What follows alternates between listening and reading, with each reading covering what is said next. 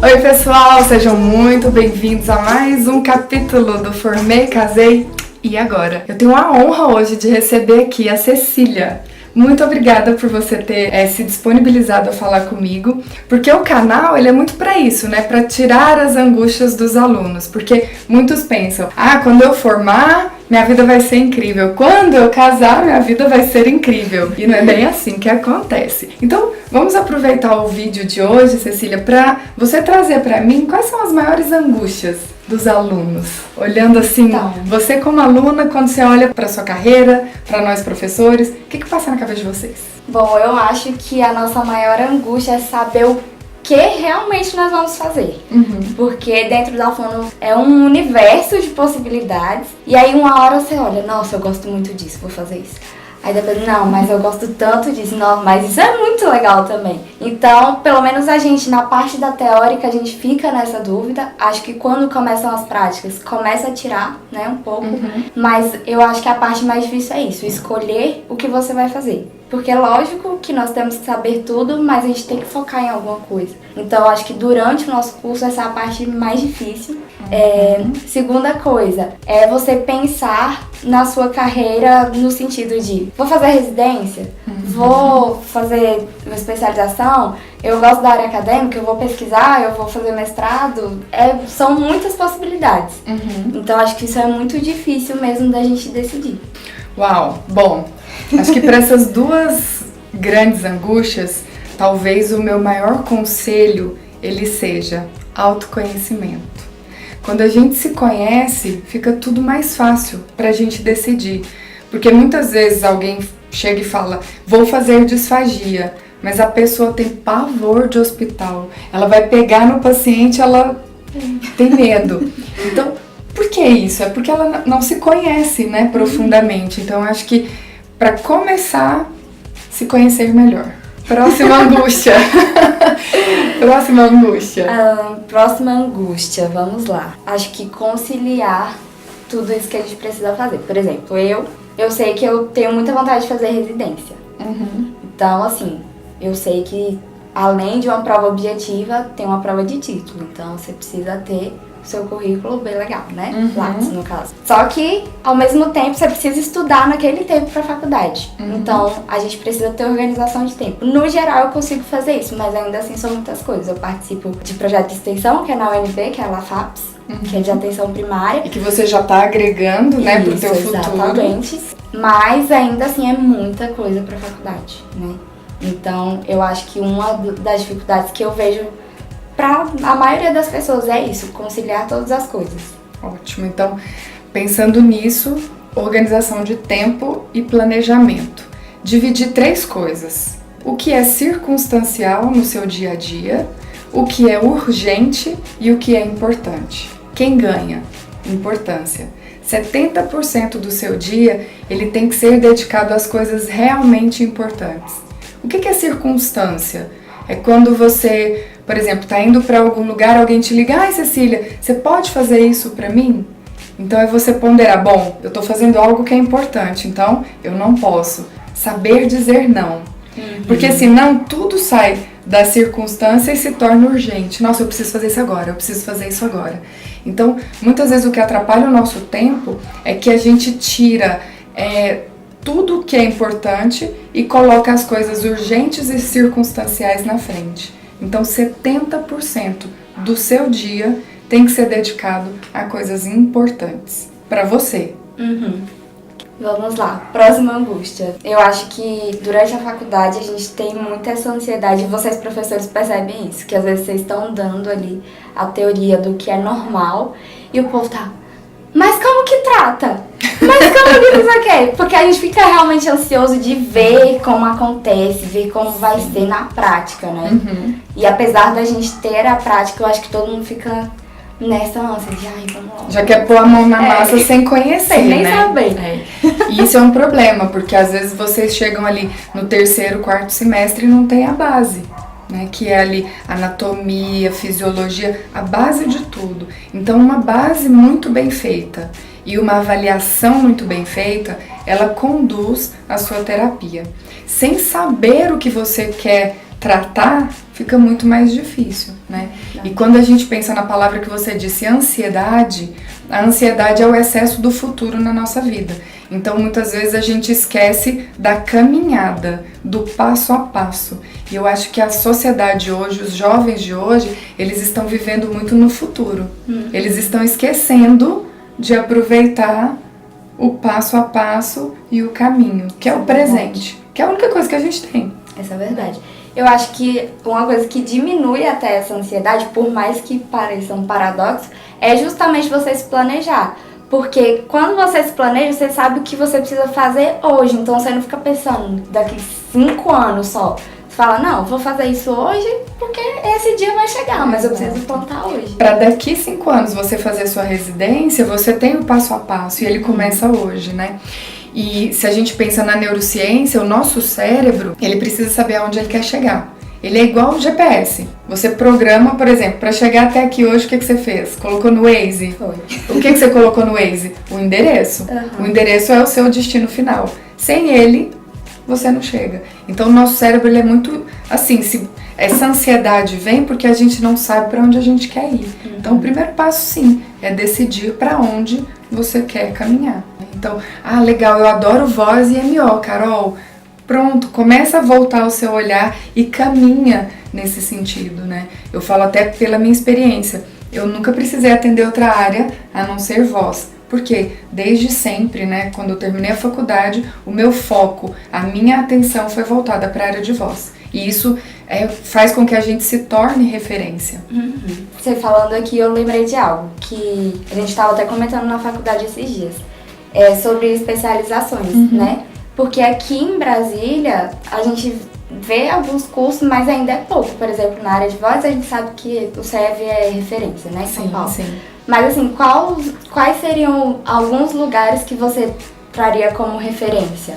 Se tiver aqui em Brasília também, na área de voz, de motricidade, até de linguagem também. Especialização aqui em Brasília não tem, né? A gente tem cursos em Goiânia, né, que é o CEAF e o CEFAC, que tem os cursos de Goiânia, mas em Brasília, até o ano passado, a Cíntia, ela estava organizando uma pós-graduação em voz aqui, mas acabou que não fechou turma.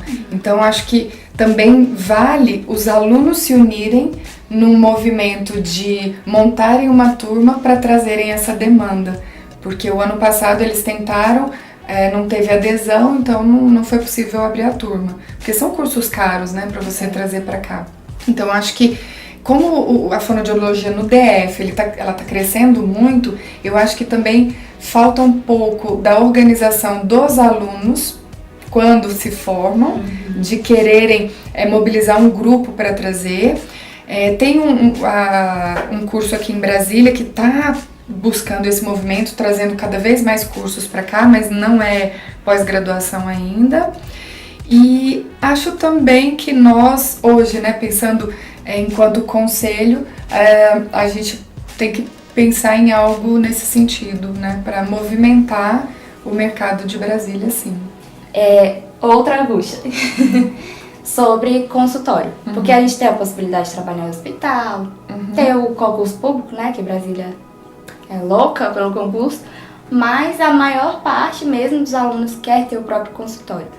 Como que funciona tudo isso? Porque são muitas coisas a serem pensadas. Atende plano de saúde? Não atende? Como que a gente começa todo esse processo? É super legal você perguntar isso, porque eu acredito que quando a gente começa, a gente precisa ganhar experiência. Então, tem que botar a mão na massa. Tem que atender, sim, clínicas, hospitais, plano de saúde. É ali que a gente começa, né? Pra você ganhar a mão, pra você ganhar experiência. Então, eu brinco que tudo que chama a gente tem que ir, né? É verdade. Mesmo que seja, vou fazer um trabalho voluntário em tal lugar, tem que aparecer, porque quem é visto é lembrado e quem tem experiência, na hora que atende algum caso, já tem aquela memória, né? Porque algumas pessoas acham que a maturidade, ela vem com o tempo. E na verdade não, a maturidade ela vem com a vivência, ela vem com a experiência. Então, vamos supor, se você se expõe a mais experiência do que eu na disfagia, você vai ser melhor do que eu em disfagia, porque você teve a vivência. Isso independe de idade e de tempo. Eu penso que muitas pessoas têm uma ilusão de, eu quero ter a minha própria clínica, aquela coisa toda, né? Eu também já tive isso. E muitas vezes, às vezes, um consultório já resolve a sua causa, né? Porque hoje, como é que eu atendo? Eu sou pessoa física, então a minha empresa é Ana Carolina e pessoa física Ana Carolina. Então, eu me divido entre a minha carreira e o meu lado pessoal, nesse sentido de Ana Carolina empresa, consultório e Ana Carolina vida pessoal. Para mim funciona melhor assim do que abrir uma clínica, né? Não tem uma equipe e tudo. E como eu trabalho muito viajando, atendendo cantores em viagem, não senti essa necessidade de ter clínica. E eu acho que isso depende muito do perfil de cada um, né? Do gostar de ser empresário, gostar de ser o terapeuta, depende muito da característica. Volto de novo na primeira dica, autoconhecimento. Eu particularmente eu não gosto de ser empresária, de gerenciar, eu gosto de colocar a mão na massa. Então, como pessoa física, eu me sinto melhor. Então isso varia muito de pessoa para pessoa. E varia muito de área também, né? Por exemplo, voz. Você é um caso que às vezes tem que atender em show e tudo mais. Tem áreas, por exemplo, linguagem, que é com a criança ali, tem que ser no consultório, tem que ter brinquedo. Ou às vezes você precisa ir na casa da criança, né? Vamos pensar nos autistas. Muitas vezes é importante atendê-los no ambiente de casa para que os pais também e os cuidadores, eles se sintam preparados para cuidar da criança, né? Para estimularem a criança de uma forma correta. Disfagia, home care. Então, a gente tem que pensar, depende muito do... Cada área tem a sua particularidade. Você é do aparelho auditivo. Não, então eu vou ter uma empresa. Até porque nós, fonoaudiólogos, a gente não pode ter uma MEI, né? Que é microempreendedor individual. A gente tem que ser ou pessoa física ou abrir uma empresa com sociedade. Consultar um contador é extremamente importante, porque ele ajuda a organizar isso e fazer suas contas, né? Vale mais a pena eu ter um sócio, uma empresa e pagar X% de imposto ou pessoa física? Porque aí depende do seu faturamento também. Isso o contador ajuda bastante. E qual que é a sua maior dificuldade na faculdade, na sala de aula? Dentro de sala de aula, algo que é uma vez ou outra que isso acontece, mas é exatamente, às vezes, uma didática diferente em que a gente não consegue entender e às vezes é um conteúdo complexo para o aluno compreender sozinho, né? Em algumas matérias a gente tem até alguns monitores, mas ainda assim eu tenho uma matéria que só agora no 5º semestre que eu tô conseguindo compreender, mas desde o 2º veio lutando com a matéria, sabe? Sei que também vem do esforço do aluno, né? Buscar, correr atrás, mas às vezes isso traz um pouco de impacto pra gente também em algumas matérias. Então nós, professores, a gente também tem que se preparar para vocês, né? Com certeza. Outra coisa que eu vejo também, no geral, é que justamente falta esse interesse de alguns alunos, de entenderem que a responsabilidade também é deles, né? Tem o lado do professor, tem que se preparar, mas tem o lado de entender que sou eu que estou me formando, e sou eu que preciso estudar, e sou eu que preciso ser bom, porque é o paciente que vai estar na minha mão e eu sou responsável pela qualidade de vida dele naquele momento. A autorresponsabilização, né, Cecília? Porque muitas vezes a gente tem visto assim, a culpa é do outro. Eu não consegui por culpa dela, eu não consegui porque ela não me ensinou. Então, no mercado de trabalho não tem isso. Então, a hora de aprender é agora, né? O que eu posso fazer? Dar o meu melhor. Porque às vezes os mesmos alunos estão na mesma condição, favorável ou não, um se destaca e o outro não. Qual que é a diferença? O que faz um deslanchar e o outro não? Né? Aí a gente vê que é mais dedicação, mais foco, mais comprometimento muitas vezes, né? Isso é verdade, às vezes a gente escuta muito, porque eu sempre fui uma pessoa muito estudiosa, mas aí a pessoa vem falar, nossa, como você é inteligente? Não, não é inteligência, é porque senta e passa horas estudando e se esforçando mesmo, né? E qual que é o seu grande sonho? O que você quer pra sua vida? Ai, meu Deus. Como é que você se olha e se vê lá no futuro? Olha, eu me vejo daqui a alguns anos realmente com uma carreira estabilizada, com um bom salário, um salário, lógico, não algo exorbitante, mas algo que me permita viver, me permita viajar pra onde eu quiser, conhecer o lugar que eu quiser, sabe? Quero muito trabalhar com voz e com MO, que a gente estava falando aqui antes, né? São as áreas que eu amo. Que eu canto, né, desde criancinha, então quando eu fiz aula de canto, a gente tinha algumas explicações, né, sobre laringe e tudo mais, e foi uma das coisas que me chamou a atenção para ir pra fono. E aí, quando eu entrei na faculdade, eu lembro até a professora Ana Paula perguntando pra gente, por que vocês escolheram? Aí eu falei, né, aí ela, mas pode ser que vocês se apaixonem por outras áreas, e realmente, hoje em dia, voz e MO me brilham os olhos muito. E é engraçado isso, né? Porque às vezes a gente entra, igual eu entrei pensando que talvez eu ia amar linguagem, que era com criança, não sei o quê. E hoje já é algo assim, que eu gosto, acho interessante. Não sei se na prática vai ser tão legal assim. E muda muito, né, quando entra no estágio, muda muito. E enfim, me vejo trabalhando com essas duas áreas. Espero fazer residência, já estou buscando os caminhos para me preparar para isso. Né? Mesmo daqui 2 anos só, mas é porque tem muitas coisas a se fazer. Penso sim em fazer mestrado, eu gosto muito de explicar e tudo mais. Tanto que eu faço resumos para ajudar o pessoal da turma, enfim. É isso, basicamente. Boa sorte, muito sucesso para você. É isso, pessoal, a gente fica por aqui.